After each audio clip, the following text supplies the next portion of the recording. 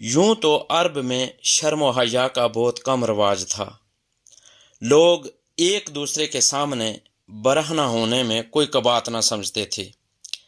हत्ता कि काबा का तवाफ भी बाज़ कबाइल बरहना करते थे। मगर आप सल्लल्लाहु अलैहि वसल्लम के मुतल्लिक़ हज़रत अबू सईद रज़ियल्लाहु तआला अन्हु फरमाते हैं, आप सल्लल्लाहु अलैहि वसल्लम नौजवान लड़की से भी ज़्यादा हयादार थे। आप सल्लल्लाहु अलैहि वसल्लम हया को ईमान का शोबा करार देते थे। आप सल्लल्लाहु अलैहि वसल्लम के नज़दीक हया ही इंसान का असल सरमाया है। आप फरमाते, अगर वो न रहे तो इंसान जो चाहे करे। उमूमन रफ़ा हाजत के लिए इतनी दूर निकल जाते कि दूर से भी किसी को दिखाई न देते। फ़र्त हया का ये आलम था कि काबा की तामीर के वक़्त पत्थर उठा कर लाने वालों ने चादरें यानी आज़ार उतार कंधों पर रख ली थी। उन्हें देखकर आप सल्लल्लाहु अलैहि वसल्लम ने भी ऐसा ही किया, मगर फ़ौरन आप सल्लल्लाहु अलैहि वसल्लम बेहोश होकर गिर पड़े। होश आया तो ज़ुबान पर मेरी चादर के अल्फाज जारी थे।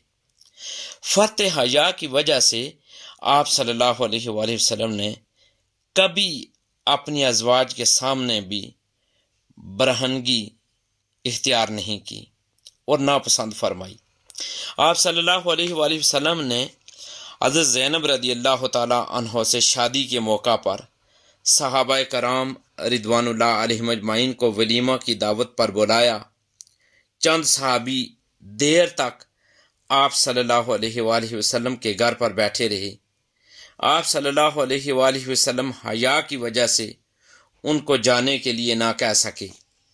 इस मौका पर अल्लाह ताला ने आयत नाज़िल करके सहाबा को ताकीद की, वो नबी सल्लल्लाहु अलैहि वसल्लम के घर पर बिला ज़रूरत न बैठा करें।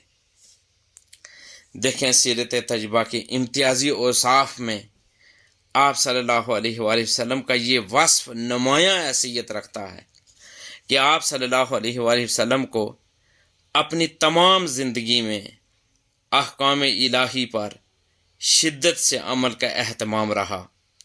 इसी बिना पर आप सल्लल्लाहु अलैहि वसल्लम के जानने वालों ने आपकी ज़िंदगी को मुजस्सम कुरान करार दिया।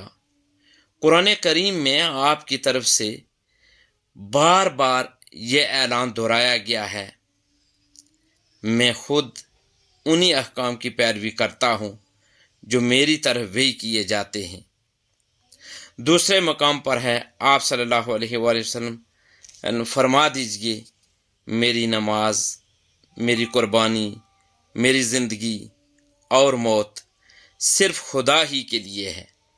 आप सल्लल्लाहु अलैहि वसल्लम की अमली ज़िंदगी का ये पहलू आप सल्लल्लाहु अलैहि वसल्लम की सदाकत का नाकाबिल तरदीद सबूत फराम करता है, क्योंकि इससे खुदाई पैगाम पर आप सल्लल्लाहु अलैहि वसल्लम के पुख्ता और गैर मुतज़ल्ज़ल यकीन का इजहार होता है। अल्लाह ताला की तरफ से जो भी हुक्म नाजुल होता, आप सल्लल्लाहु अलैहि वसल्लम सबसे पहले उस पर अमल करते, फिर दूसरों को अमल की दावत देते। आप सल्लल्लाहु अलैहि वसल्लम की तरफ से कुरान में कहा गया, ए अहले ईमान, तुम वो बात क्यों कहते हो जो करते नहीं हो। एक और जगह कहा गया, तुम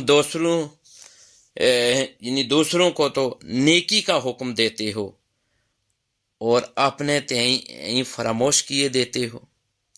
आप सल्लल्लाहु अलैहि वसल्लम के दुश्मनों को भी ये तस्लीम था कि आप सल्लल्लाहु अलैहि वसल्लम मुजस्समा ऐद वफ़ा और पैकरे मेहर मोहब्बत हैं।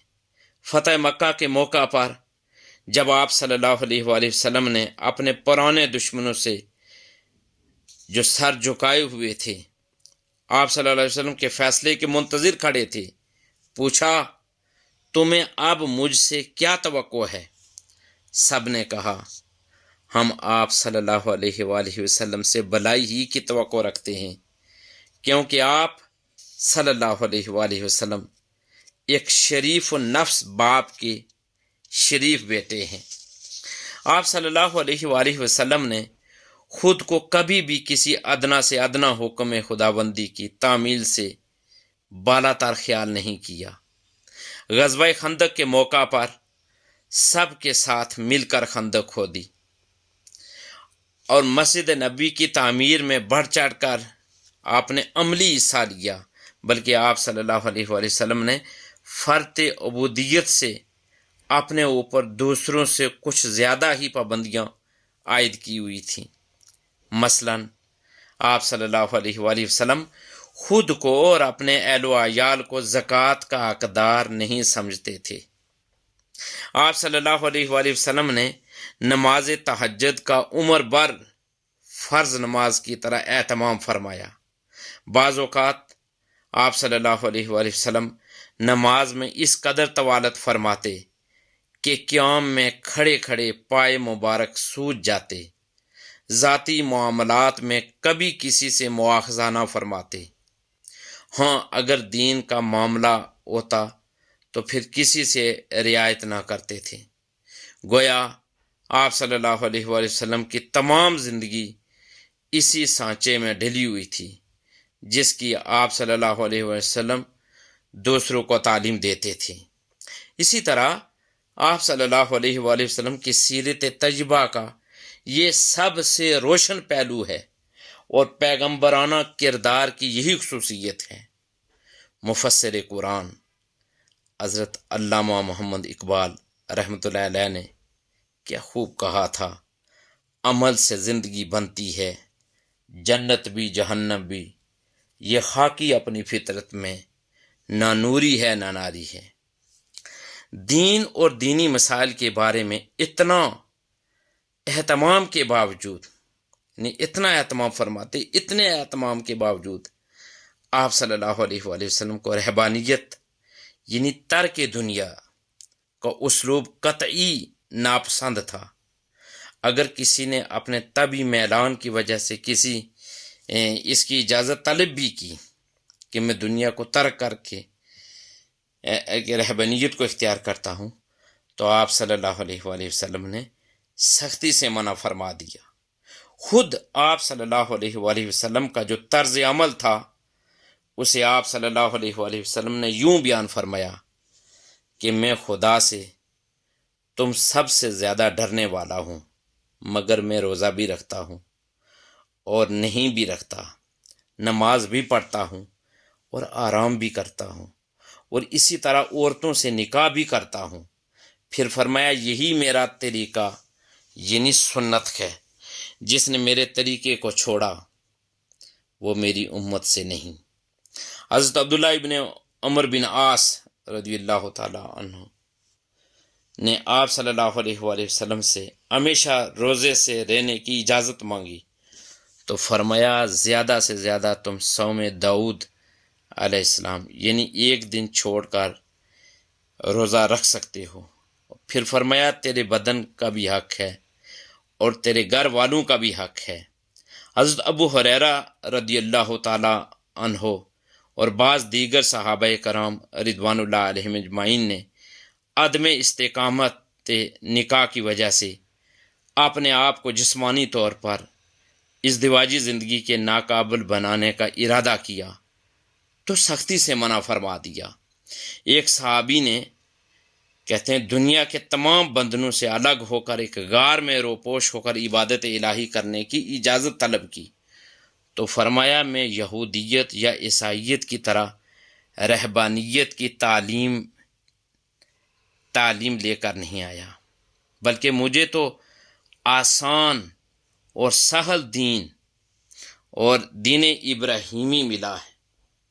حضور تاجدار کائنات صلی اللہ علیہ وآلہ وسلم کی سیرت ہی ہمارے لیے کامل نمونہ ہے۔ اگر ہم نے اس عارضی اور فانی زندگی کے اندر رہ کر ہم نے اگر کامیابیاں سمیٹنی ہیں، اس دنیا میں بھی کامیاب ہونا ہے اور ہمیشہ والی زندگی جو کہ اس کے اندر بھی کامیاب ہونا ہے، تو یاد رکھیں کہ ہمیں پھر پیارے آقا صلی اللہ علیہ وآلہ وسلم کی سنت کے مطابق زندگی گزارنی ہوگی۔ اگر ہم کسی پریشانی کے اندر مبتلا ہیں، دل بے چین ہے، مصائب و آلام کے اندر ہیں، دکھ اور بے شمار پریشانیاں جان نہیں چھوڑ رہی، تو اس کا بھی حال آپ نے بتا دیا۔ ایک وظیفہ ہے، اور وہ وظیفہ یہ ہے کہ آپ حسبنا اللہ و نعم الوکیل، اس کا معنی یہ ہے کہ اللہ ہمیں کافی ہے اور وہی بہترین کارساز ہے۔ دن میں کسی بھی وقت 7 سے لے کر 100 مرتبہ تک، کم از کم آپ 7 مرتبہ اور زیادہ آپ جتنی مرتبہ پڑھ سکتے ہیں، یعنی 100 مرتبہ بھی اگر آپ آسانی کے ساتھ پڑھ سکتے ہیں تو پڑھیں۔ انشاءاللہ اس وظیفے سے آپ کی جملہ پریشانیاں، خوف اور بے بسی وہ اپنے اختتام کو پہنچ جائے گی۔ اور پھر یہ ہے کہ یعنی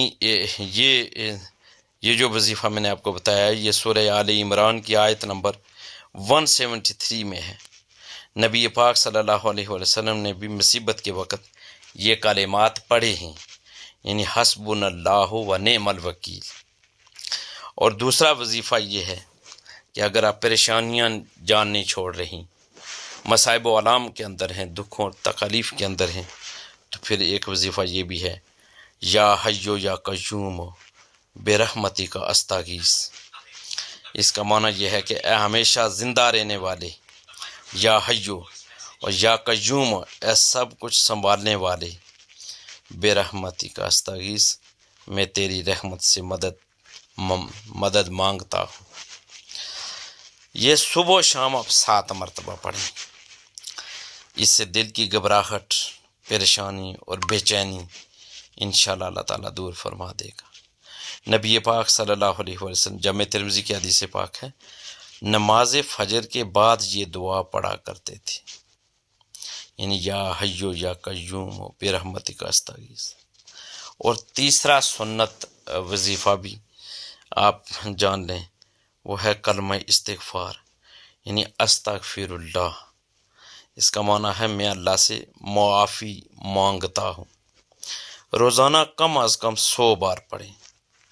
پریشانی، رزق میں تنگی، دل کی سختی اور گناہوں کی معافی کے لیے یہ بہت زیادہ مؤثر ہے۔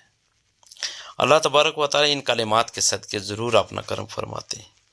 حضور تاجدار کائنات صلی اللہ علیہ وآلہ وسلم کے بارے میں صحیح بخاری میں ہے کہ آپ روزانہ کلمہ استغفار 70 سے 100 بار آپ اپنی زندگی میں پڑھا کرتے تھے۔ ان وظائف کو پابندی، اخلاص اور توکل کے ساتھ اگر کریں تو اللہ تعالیٰ ضرور مدد فرماتے ہیں۔ میں اللہ تبارک و تعالیٰ سے دعا کرتا ہوں کہ اللہ تبارک و تعالیٰ ہمیں زیادہ سے زیادہ علم دین سیکھنے اور اس پر عمل پیرا ہونے کی توفیق عطا فرمائے۔ ہمیں پیارے آقا حضور تاجدار کائنات صلی اللہ علیہ وآلہ وسلم کی سیرت پاک کو پڑھنے، اسٹڈی کرنے اور اس کے مطابق زندگی گزارنے کی اللہ تعالیٰ توفیق اور ہمت عطا فرمائے۔ دین کی بات پھیلانا صدقہ جاریہ ہے، ثواب کی نیت سے ویڈیو کو شیئر ضرور کیجیے۔ جزاک اللہ۔